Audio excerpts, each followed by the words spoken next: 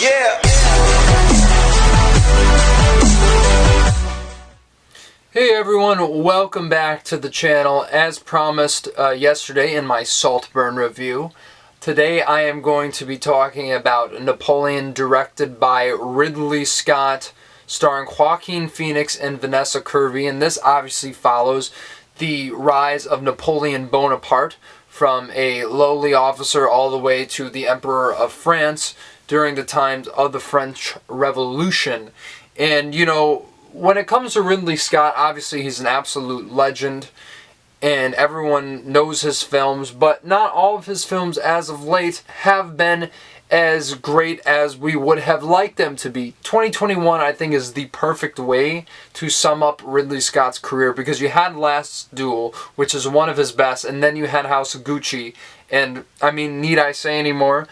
So, naturally, I was a little trepidatious before I started hearing about the reviews for Napoleon, and even then, some people loved it, some people thought it sucked, so I wasn't really sure how I was going to feel about it, but I was excited to see it nonetheless. And I did a double feature earlier this week with Saltburn and Napoleon. You could call it Napoleburn.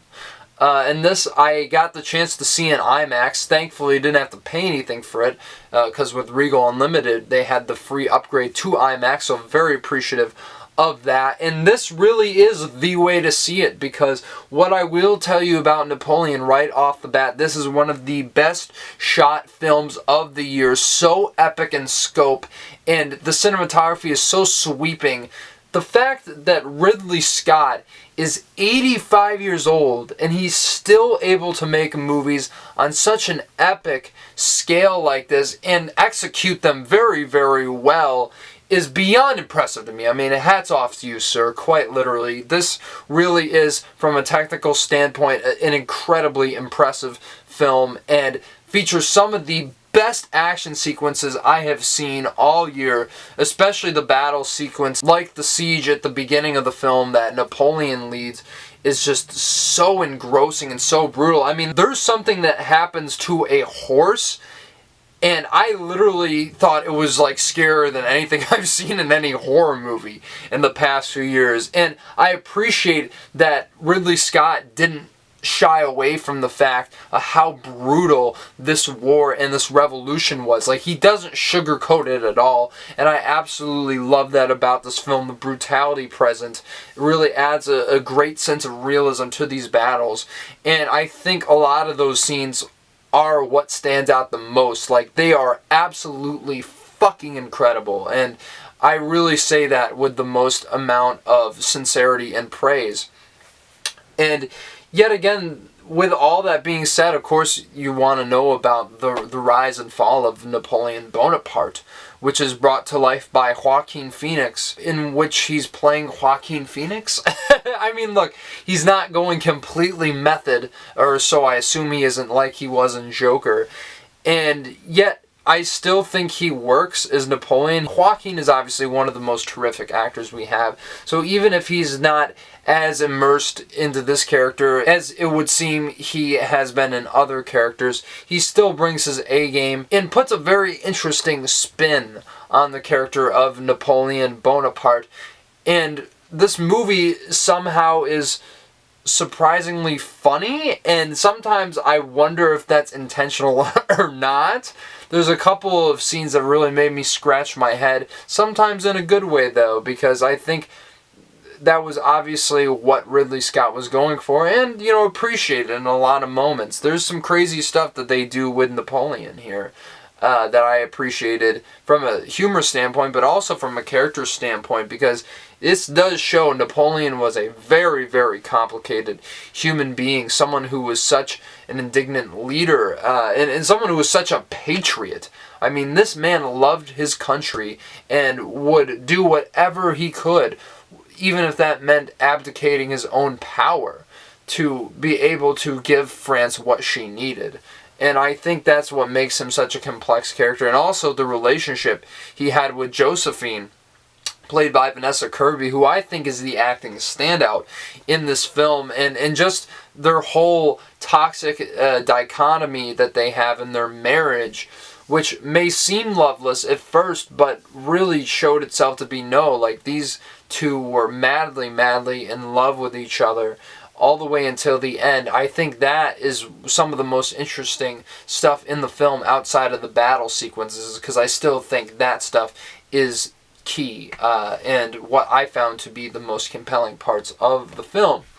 And of course, a lot of people have been complaining about the historical inaccuracies present in this film. Now, I am no history buff when it comes to this stuff. I can't say that I'm the most educated on Napoleon Bonaparte like some other people are, and so I will, take those criticisms, and I'm sure they're accurate.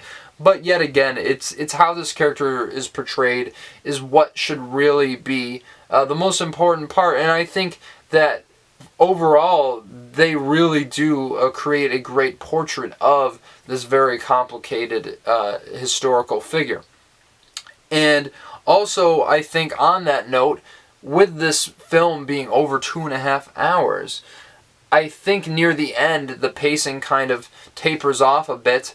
As interesting as some of the character stuff is, even though, with that being said, this film doesn't dive deep enough. It feels quite choppy in a lot of ways, which I kind of was expecting from what I've heard going into it, but, especially some stuff with Josephine's character, I really felt was missing in the narrative. Like, it was glaringly obvious, and I'm assuming that the 4.5-hour cut that's coming out on Apple TV Plus is going to alleviate some of those issues, but at the same time, I have to wonder, while I am very, very open to watching that, I'm actually quite excited, I do hesitate at that kind of length. Like, that's longer than Gone with the Wind, okay? And Gone with the Wind is a film that I just rewatched recently, and that film captures so much so perfectly in the regards of how it tells its narrative over the span of 4 hours. And this film doesn't in 2.5. So I wonder if that is pushing it a little bit, because 4 hours okay, but 4.5 is just a little, a tad bit lengthy, you could say. But regardless, I mean, this film is so well made and so well put together. I would gladly sit through another 1.5 or more of this film, just because I think it is so well done, like I said, and I think one of his most impressive efforts in years, even though I do have some criticisms when it comes to the length, the pacing, what have you. But yeah, I'm going to give Napoleon a 7 out of 10. Definitely check this one out, because we really need to support movies like this, epics on this scale, because there aren't many filmmakers that are able to make films like this, except Sir Ridley Scott. And we really need to support this movie, and I hear it's doing well at the box office, which is quite nice, because I wasn't sure how this film was going to do compared to some other stuff that has come out this year. But fingers crossed that it's going to make a dent in the box office and domestic numbers, and hopefully we'll see more films like this in the near future, and more films like this from Ridley Scott, hopefully all the way till the end of his career, because this guy shows no signs of slowing down whatsoever. So yeah, guys, that's my review of Napoleon. Let me know what you think in the comments below, and smash the like button if you like this video, and subscribe if you're coming here for the first time. Would really appreciate you guys joining the fold and supporting this channel. As I said before, I'm going to be seeing Disney's Wish very, very soon, so be on the lookout for that review, and I'll talk to you guys later. Take it easy.